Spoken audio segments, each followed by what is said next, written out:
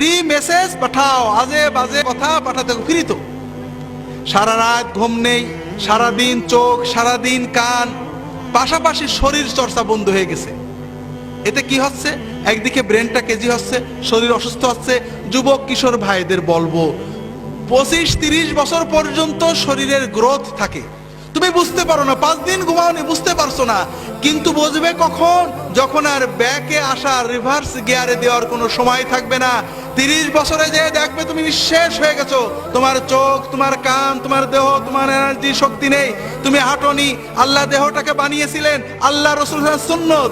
খেলাধুলো করতে হবে, দৌড়াতে হবে, ফুটবল খেলবে, হাডুডু খেলবে, গোল্লা শুট খেলবে, ঘোড়দৌড় করবে, 1-2 ঘন্টা পরিশ্রম করবে, এরপরে ব্রেনের কাজ করবে, নির্দিষ্ট সময় ঘুমাবে।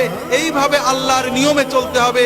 আল্লাহর নিয়ম বাতিল করা হয়েছে, শরীর চর্চা হয়নি, খেলাধুলো হয়নি, ব্রেনের উপরে লোড বেশি পড়েছে, সারাদিন আজে বাজে দেখা, সারাদিন শোনা, ঘুম কামাই হয়েছে। এরপরে খাওয়ার ভিতরে মাশাআল্লাহ তাবারাকাল্লাহ সব ভেজাল এবং বিষাক্ত কেমিক্যাল দিয়ে মুরগি, ফুলানো মুরগি খেয়ে খেয়ে আমরা বড় হচ্ছি, ঠিক না ভাই? তাহলে আমাদের এই ছেলে মেয়েদের ভবিষ্যৎ কি উজ্জ্বল না অন্ধকার? এদেরকে বাঁচাতে হলে কি করতে হবে? বেশি বলার সময় নেই।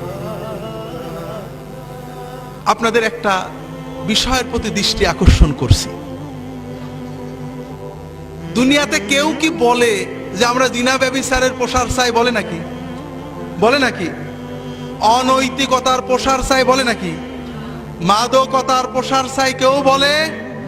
যত দল মত, আস্তিক নাস্তিক, ইহুদি নাসারা, মুসলমান, মোল্লা, হুজুর, যেই হোক, কেউ কি বলে নাকি যে আমরা এইগুলো বেশি করুক, দেশে অনৈতিকতা হোক, ব্যভিচার হোক, অ্যাসিড ছড়াক, ইভ টিজিং বাড়ুক? এটা কেউ বলে নাকি? বলে নাকি ভাই?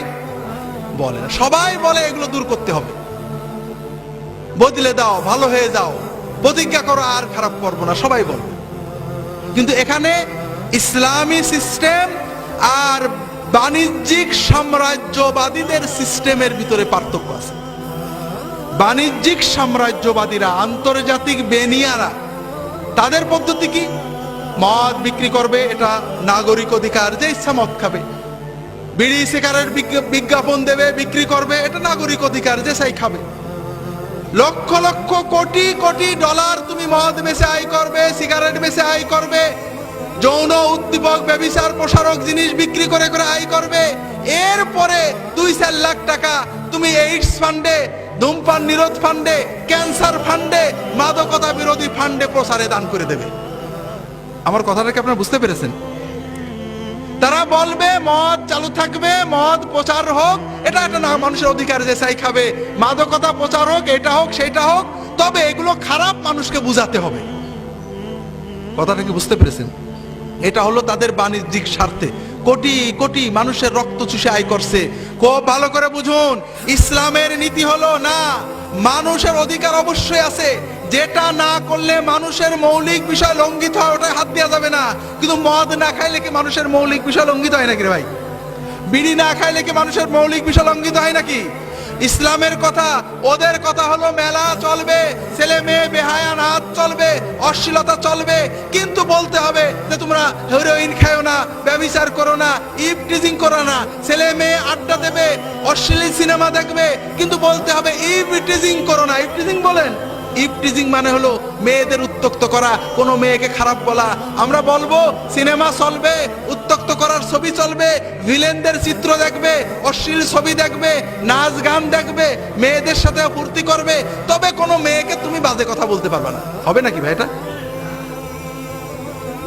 তুমি সব করবে, সিনেমায় হিরোইনদের মদ খাওয়া দেখবে, তবে তুমি নিজে কোনো হিরোইন টিরোইন খেও না। হবে নাকি? হাজেরিন, ইসলামের নির্দেশ হলো এই সমস্ত বিষয়ের রুট কজকে বন্ধ করা, অর্থাৎ মাদকতা রোধ করো, মদের প্রসার রোধ করো, মদকে নিষিদ্ধ করো, ধূমপানকে নিষিদ্ধ করো, যেটা অশ্লীলতা ছড়া এগুলো নিষিদ্ধ করো। সমাজের আমাদের যুবক কিশোরেরা তাদের রক্তের উন্মাদনায়, রক্তের মাদকতায় যেন ওর ভিতরে ঢুকে না পড়ে, কারণ একবার ঢুকে পড়লে বেরিয়ে আসা তাদের জন্য কঠিন হয়ে যাবে, ঠিক না ভাই?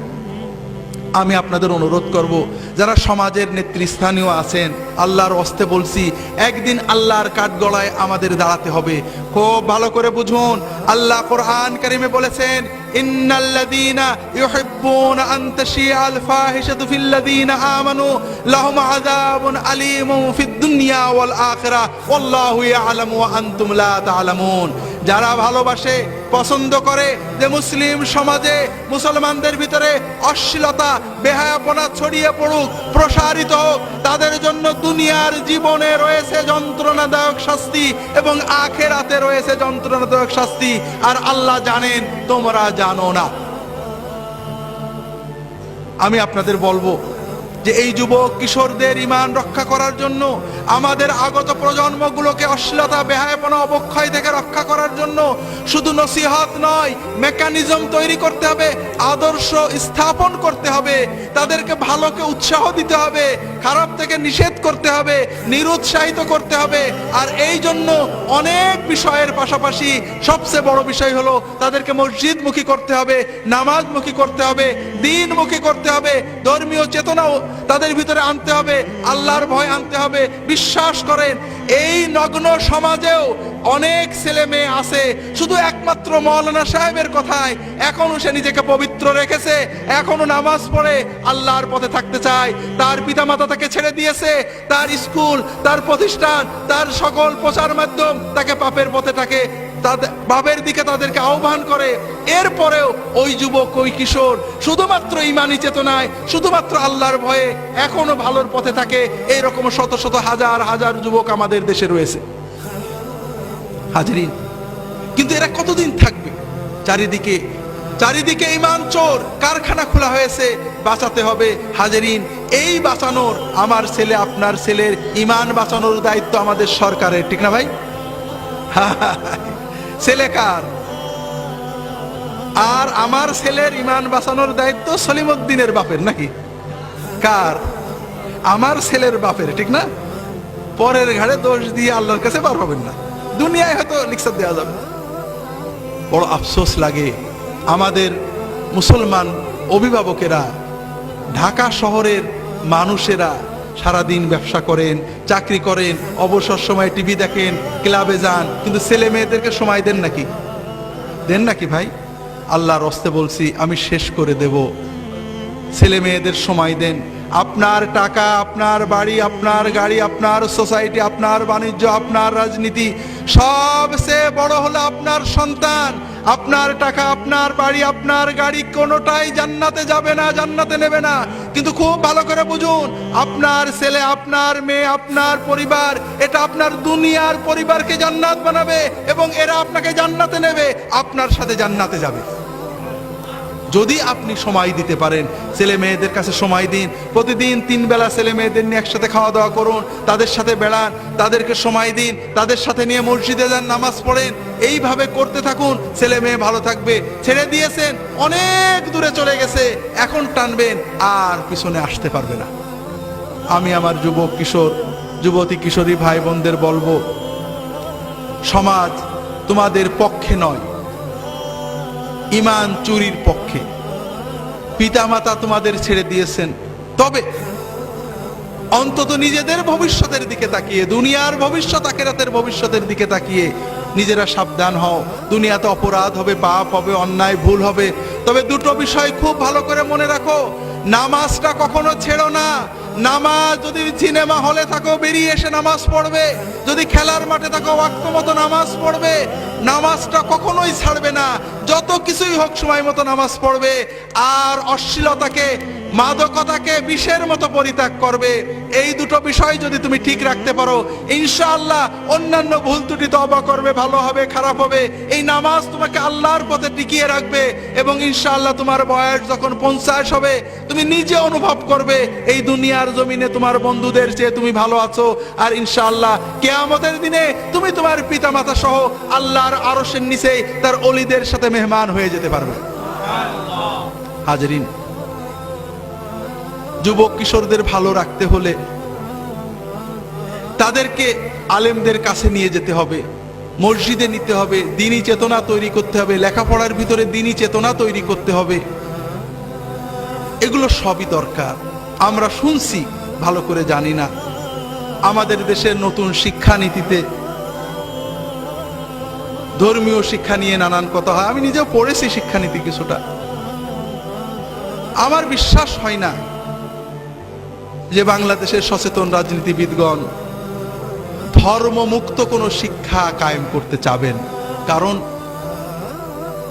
আমাদের দেশে যতটুকু নৈতিকতা আছে, দুর্নীতিমুক্ত যে কয়জন মানুষ আছেন আপনারা স্ট্যাটিস্টিক করে দেখেন, তারা একমাত্র ধর্মীয় কারণে। যে ডিসি দুর্নীতি করে না, যে এসপি দুর্নীতি করে না, যে অফিসার ঘুষ খায় না, যে কর্মকর্তা অন্যায় করে না, যে ডিসি ঘুষ খায় না, যে জজ সাহেব ঘুষ খায় না, আপনি বিচার করে দেখুন কোনো না কোনো ভাবে, হয় পারিবারিক ভাবে, নইলে হয়তো তাবলীগ জামাতে যে, নইলে হয়তো কোনো পীর মাশায়েখের দরবারে যে, নইলে হয়তো মাদ্রাসায় পড়ার কারণে ওই ব্যক্তির ভিতরে যে ইমানি চেতনা আছে, শুধুমাত্র ওই ইমানটাই তাকে দুর্নীতি থেকে বাঁচিয়ে রেখেছে, অথবা অনেক দুর্নীতিবাজের ভিতরে তাকে অন্তত কম দুর্নীতিবাজ করে রেখেছে।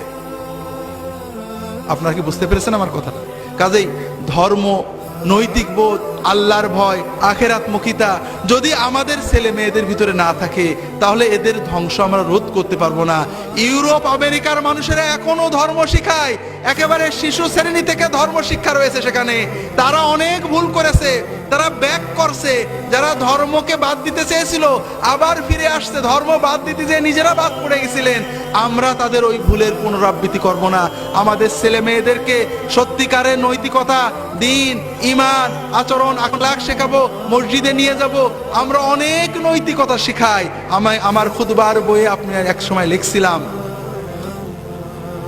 রেডিও টেলিভিশনে দুর্নীতির বিরুদ্ধে বড় বড় প্রোগ্রাম হয় না ভাই? হয় নাকি? বিশেষ করে আমাদের গত তত্ত্বাবধায়ক সরকারের সময়ে কোটি কোটি টাকার প্রোগ্রাম হতো, দুর্নীতিকে না বলুন, আছে না? এইসব কোটি টাকার প্রোগ্রাম শুনে কেউ কি দুর্নীতি বন্ধ করেছে? করেছে নাকি? করে না। কারণ যারা এইসব লেকচার দেন, দেখা যায় তাদের পরেই মানুষের কোনো আস্থা নেই, তারাই নিজেরা দুর্নীতিতে লিপ্ত। বিশেষ করে এই ইউরোপের, আমেরিকার বড় বড় পণ্ডিত এসে আমাদের দুর্নীতির বিরুদ্ধে বড় বড় লেকচার দিয়ে গেল।